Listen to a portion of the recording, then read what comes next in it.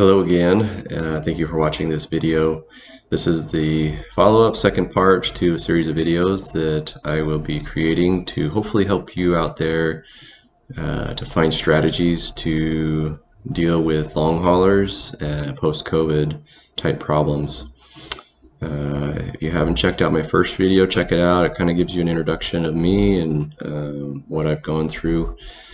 This video will focus on a discussion about one of the most important factors that I think in getting better post-COVID is managing your stress.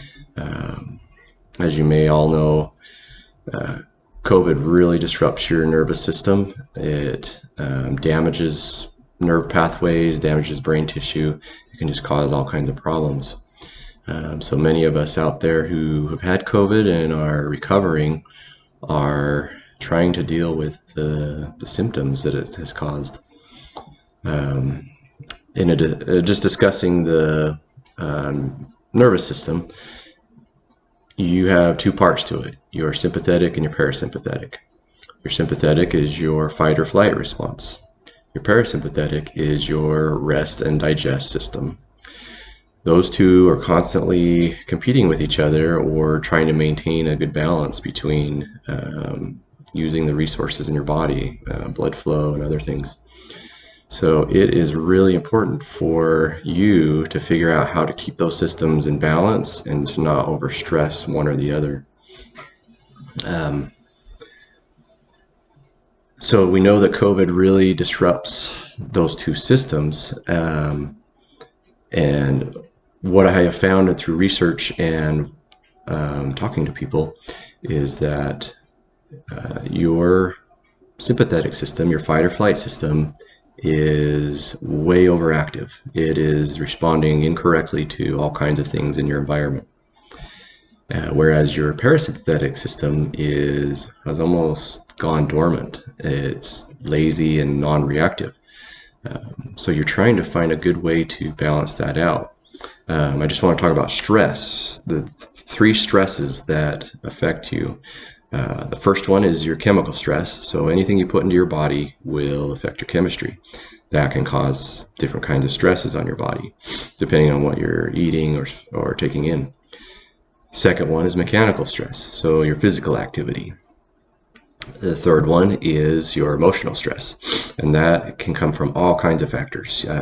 Anything around you, sound, sight, taste, touch, lack of those things can be a stressor on your body. And it is your goal, and I find this, I think this is probably the biggest thing that needs to happen, is you have to figure out how to reduce that stress, how to keep it nice and calm, to let your nervous system get back on track. And it takes time. It does take a lot of time. And those of you out there who are suffering with this already know that. But it is a slow progression. So let's talk about what you can do to reduce that stress. The first one, physical activity. You have to moderate and find activities that will help you to progress, to stay healthy, to stay active, but not to overdo it. So you got to find a middle ground. I will be putting out a video that will talk specifically about exercises that I find to be very effective and a first point in starting an exercise routine. And they can be done in the home. They're very, very basic. I was working as a physical therapist, and so this is right down my alleyway. I've done a lot of research on these types of things. Second one is food. So the food you eat can really, really affect everything. So it can flare up your symptoms. It can cause problems depending on what you're eating. I will be creating a video that will talk specifically about the foods I eat and how it has helped me to improve with my symptoms and to just to manage my body's chemical stress. And then the third part obviously is your environment. So what's going on around you plays a huge part. I've had to cut out things like video games that stress me out or cause me to get higher anxiety, or more intensity, more stimulation.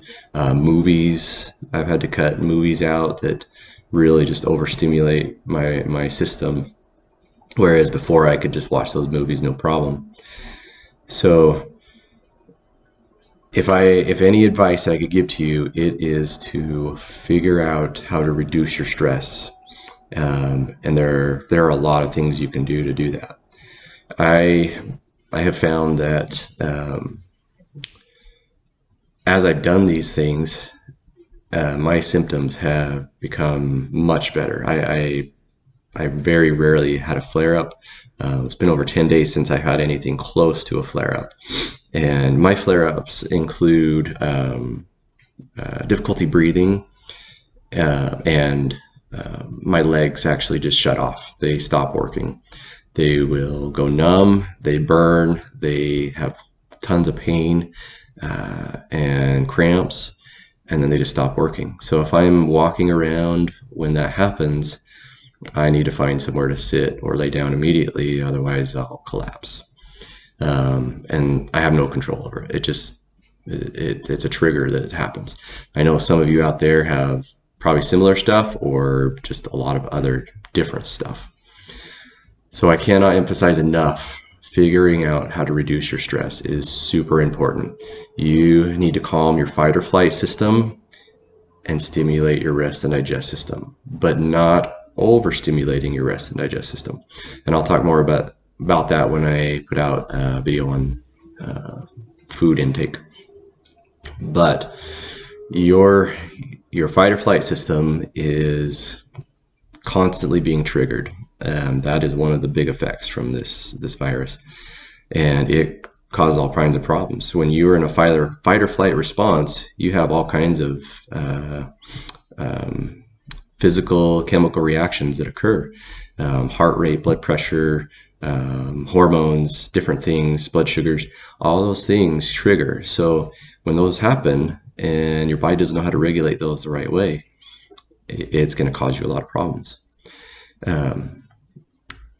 So I will keep these videos short because I don't want to overwhelm with information, but I will be creating the next follow-up video to talk about food intake, and then I will talk about physical exercise, and then I want to talk about the whole medical professional doctor conundrum of who believes me, who understands what I'm going through, who knows what I'm going through.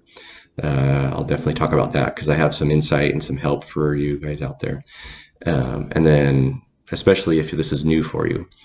And I will also talk about medications a little bit and what to look for.